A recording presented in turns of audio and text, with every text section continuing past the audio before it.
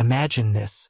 The Chicago Sky hosts their largest Barbie night celebration to yet, replete with Angel Reese hype and pink decorations. Here's the issue, though. Not even Angel Reese is playing, and the Indiana Fever are going to completely destroy them for the third time in a row this season. Fans actually dubbed it Fever Night after the Fever came into the United Center, a unique venue that the heavens reserved only for them, and thrashed them 93-78. Kelsey Mitchell scored a season-high 35 points without Caitlin Clark on the court, demonstrating the rivalry that everyone speaks about. Roughly, there isn't any. What specifically enraged Caitlin Clark, then? Please leave a comment below if you're a fan of the Fever. Energized. Come on. The Indiana Fever enter the United Center in Chicago. Caitlin Clark. No. Then they leave with a W 93-78. The media wants you to think that this rivalry is the best in women's basketball history. Every time their teams play, Caitlin Clark and Angel Reese, two sophomores who went on to become superstars, battle it out. ESPN develops it. Social media erupts. And everyone acts as though Magic versus Bird is happening again. The narrative flows naturally. Indiana versus Chicago, Iowa versus LSU, and the Rookie of the Year contest. However, when the real outcomes on the court demonstrate otherwise, there is no rivalry. Come on. Come on. Yes. Yes. Individuals. The wonderful thing about having quality depth is that someone else has it when you don't. And well done, Chloe, for stepping up. KK Music. Fantastic work coming in. Well done, Lex. Well done for entering and creating an impromptu. Applause. When the cameras stop filming, this is what no one wants to acknowledge. A totally different picture is painted by these teams' real head-to-head record. In their last 7 meetings, the Indiana Fever have completely destroyed the Chicago Sky 6 times. There is no rivalry there. There is a systematic beating that keeps going. Let's focus on this particular season. The Fever already has 3 consecutive victories over Chicago, outscoring them by an absurd 77 points in those 3 contests. Take a moment to consider that figure. 77 points. In just 3 games, that is more than a full game's worth of scoring. Indiana crushed them by 35 in their first meeting of the season. They thrashed Chicago by 27 points on the second. And now for the most recent Barbie night catastrophe. Another blowout of 15 points. There is no doubt that this is a one-sided, one-solid competition. Furthermore, we must be honest. For example, we cannot state that Caitlin must do this or that. Let's be honest. This rivalry only persists because the opposing side refuses to put an end to it. Additionally, Angel Reese's participation in his rivalry is quite advantageous. Because it sells, the media continues to promote this story. 2 up-and-coming talents with disparate personalities and playing styles. However, when you watch these games in person and observe how one side performs in the end, outplaying the other on a regular basis causes the rivalry to fully collapse. This is when Chicago's situation becomes quite embarrassing. On their biggest promotional night of the season, the Fever entered their home court and dominated them despite the absence of Caitlin Clark. The Sky got completely thrashed by a Fever squad who was missing their greatest player, planned this special game at the United Center, and came up with this full Barbie theme around Angel Reese. This is a phony, one-sided competition. Angel Reese excessively continued to criticize Caitlin Clark. Needlessly, what are the implications of this uneven record for the future? It indicates that one franchise is creating something unique while the other continues to plan more games in the hopes of achieving other outcomes. In regular games, away games, home games, and special theme nights, the Fever have shown they can defeat Chicago both with and without Clark. Ree and Clark are not in a rivalry. Indiana is practicing against a Chicago team that consistently gives them chances to demonstrate their superiority. After throwing another themed party and scheduling another United Center game against the Fever, the Sky were humiliated once more. Competitive balance does not exist there. That is when one team consistently outscores another, but everyone acts as though they are close. Here in Chicago, it's the Kelsey Mitchell show. Mitchell was able to lay it in the paint. To Mitchell, she'll shoot. You wager. Deflected. recovers it and hits from 3. Check out Mitchell's 73th of the day. Knowing that she would have to shoulder the scoring burden in the absence of Caitlin Clark, Kelsey Mitchell entered the United Center. All season long, the seasoned guard has been dependable, but what transpired next put her name in the annals of Fever records for all time. Mitchell shot an amazing 12 of 19 from the field and made 7 of his 10 three-point attempts as he exploded for a season-high 35 points. When your team most needs you, that's 70% from beyond the arc. Put him in a ditch, Money Mitch. The Chicago Sky is being treated like a collection of Simpsons by Michaela Timpson. Boy, oh boy. Boy, oh boy. Boy, oh boy. Today, Kelsey Money Mitchell exploded. Every time you put Michaela Timpson in the game, she keeps showing. She will never let you down when you give her genuine quality time. This is where things get truly unique. Mitchell did more than simply score. In the process, she created franchise history. The only players in Indiana Fever history to post 35 points, 5 assists, and 5 or more three-pointers in a single game are her and Caitlin Clark. Consider that exclusive club. Never more than 2 players. Mitchell also just earned her place on Chicago's Barbie night. Shot in the corner 6 out of 10 times. Mitchell makes a three-pointer. That was what Indiana needed. The game is 2 points. That might perhaps be converted to a 3. Mitchell is trying to answer. Yes, it does. United Center is becoming tighter. Mitchell hands hits from 3, deflects it and gets it back. Mitchell's planning paid off handsomely. She worked with a football coach and trainer throughout the offseason, concentrating on defensive back drills to enhance her lateral movement and footwork, the cuts and angles when she needed to get to her positions against Chicago's defense, they arrived, having been practiced. Each shot appeared fluid. Every motion seems effortless. After Chicago had trimmed it to 2, Indiana ran. Timpson poked his head out. The deflection is there. Let's get to the races. Timpson forces a break from Chicago with a solid finish. After 9 Indiana runs, the lead returns to 11. When given occasional minutes during the season, youngster Michaela Timpson has taken full advantage of them. And on the offensive end, we have witnessed it. Then she finished a challenging look, deflected, and just got her arms in the passing channel. But in this masterclass, Mitchell wasn't by himself. With 14 points on 6 of 8 field goals, Michaela Timpson put on the best performance of her early career. When the lights were at their brightest, the efficiency was 75%. After the game, Mitchell gave Timpson excellent marks, describing her as the consummate pro and emphasizing her constant preparedness. When you need it most, Timpson's quiet assurance comes through. How has she changed throughout the season and gotten more manageable in your opinion? She is incredible. One of the best rookies I've ever seen, I believe. I don't know, I'm at a loss for words. Like the ultimate pro. It appears without any issues. Nothing. When locker room culture is there, it requires exceptional individuals to enhance it. And I believe this addition is a good one. Thus, kudos to KK. The newest member of the Fever also had an instant impression. On July 25th, Chloe BBY signed a 7-day contract. In just 10 minutes of play, she scored 8 points. BBY's ability to spread the floor and make room for Aaliyah Boston was commended by coach Stephanie White. That's precisely the type of immediate output you want from a new player like Williams. Hull surrenders it. The 3 can be drained by Chloe BBY. When they play Indiana, they have recently signed. And Cardoso is responding to the bell quite politely right now. 12. 7 rebounds. By BBY. Once more, what about Chloe BBY's stroke?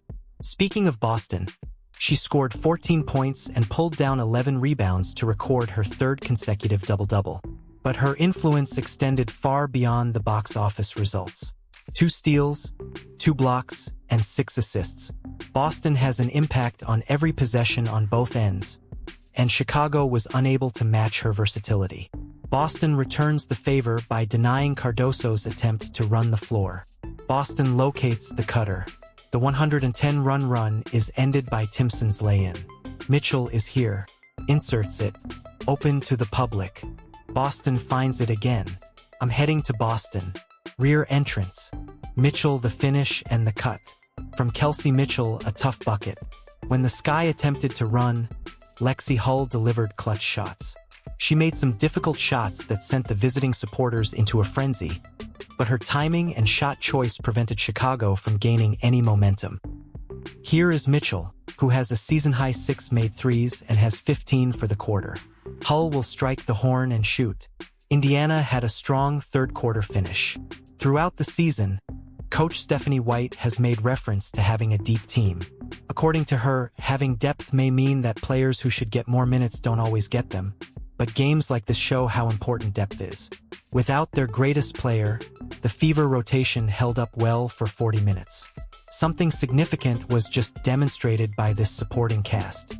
Caitlin Clark and 4 other players are not the only members of the Fever. They can defeat anyone on any given night because they are a complete squad.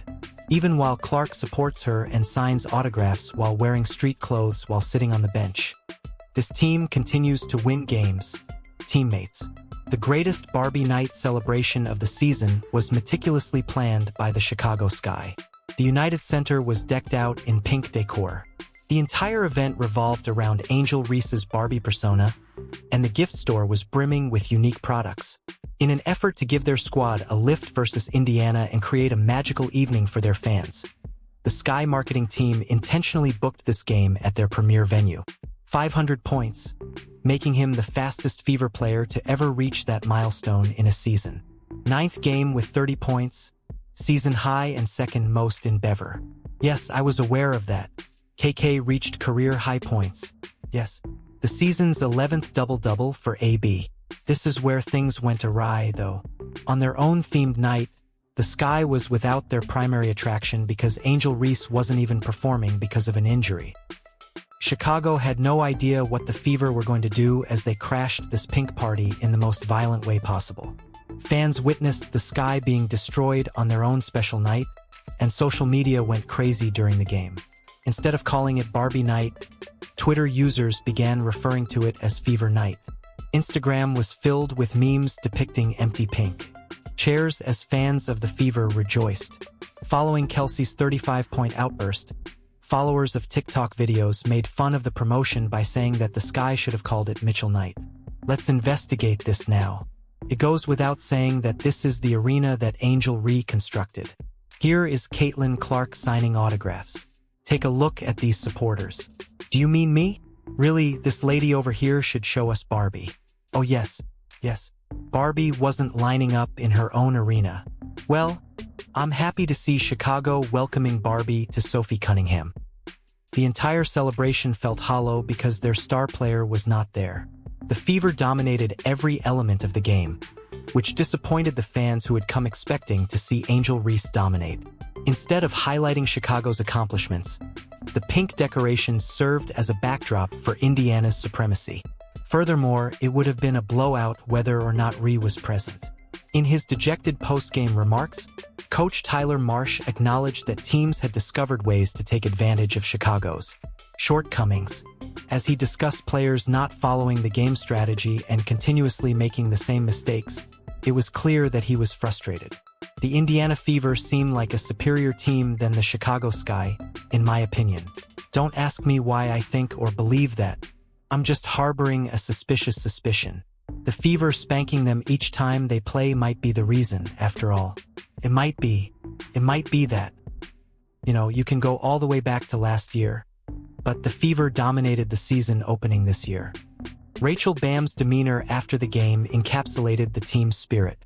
She essentially stated that the team entered the game with a fuck it mentality, which speaks volumes about Chicago's level of confidence.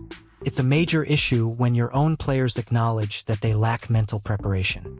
The worst kind of disgrace is when the visiting team totally takes over your most important promotional event. In a lot of sections, Fever supporters outnumbered Sky supporters. The cheers for the Indiana players were louder than those for the Chicago team. It was less of a Sky celebration and more of a Fever home game. On social media, fans literally changed the event's name, and that moniker persisted all night. Watching your promotion turn into someone else's victory celebration for Indiana hurts more than anything else. One thing we discussed the other day in New York is that Caitlin Clark knows a significant number of these supporters, which is something you just must like about her in these games. They certainly won't be able to see her play, which is what they were hoping for. However, she makes a special effort to sign autograph after autograph before the game. The most embarrassing night in Chicago just revealed the unavoidable truth. Not only are the Indiana Fever winning, the heavens, they are demonstrating which team in this league has a genuine future. This was more than just another victory on the calendar. This was a declaration regarding the future directions of both teams.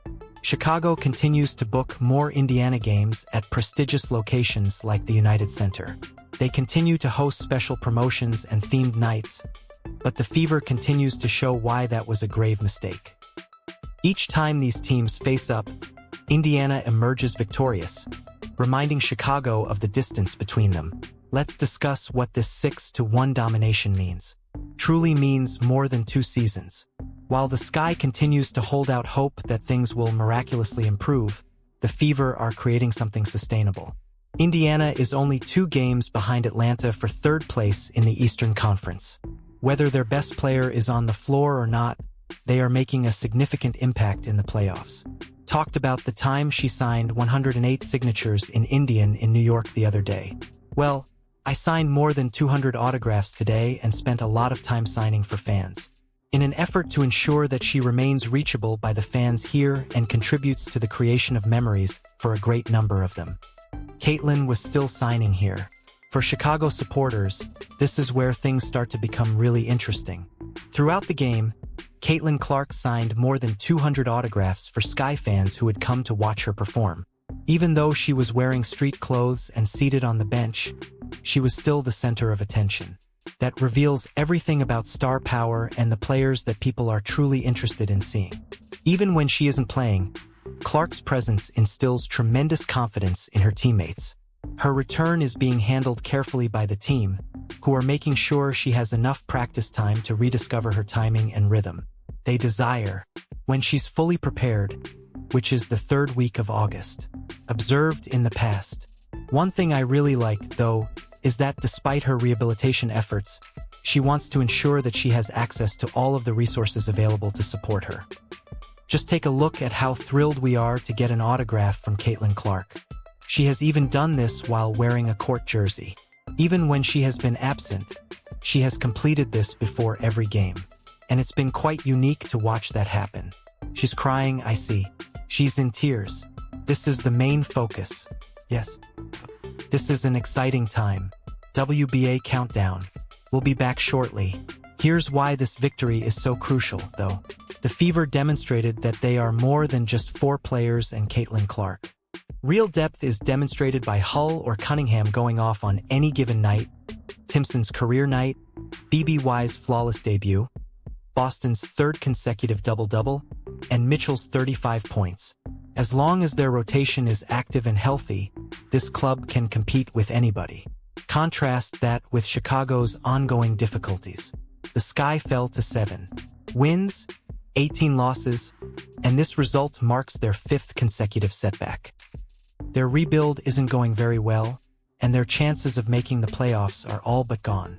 When you can't consistently build chemistry or game plans, that's what occurs. The thrilling truth is that this hot team will become even more dangerous as 2025 approaches, and Clark makes a healthy comeback for the stretch run. They have demonstrated their ability to perform under pressure, gained confidence in their abilities, and learned how to succeed without her. Clark's return to the squad adds something unique that Chicago can't replicate at the moment. Good for her, she just enjoys contributing to the game's growth in that way and is aware of her responsibilities. Yes. And it's truly incredible to witness the fans' emotions when she engages with them and signs with them. Fisher Plummer is excellent once more. Without ever setting foot on the court, Caitlin Clark ruled the entire evening. Despite security efforts to move her along, she spent 20 minutes before the game signing autographs for hundreds of Chicago fans while navigating 2/3 of the United Center. You can't fake that kind of celebrity power. With this victory, the Fever now sit 3rd in the Eastern Conference, 2 games behind Atlanta, with 14 wins and 12 losses. Even without their best player, they are gaining significant momentum for the playoffs. Clark's return is being handled with great care by the team, who are making sure she has enough practice time to get her rhythm back. This self-assured Fever team becomes incredibly hazardous for the remainder of 2025 after she returns healthy. Please leave a comment below, get fired up, like, subscribe, and enable all notifications if you're in favor of the Fever so you don't miss anything. To view the video, click the screen and we'll talk to you in the next.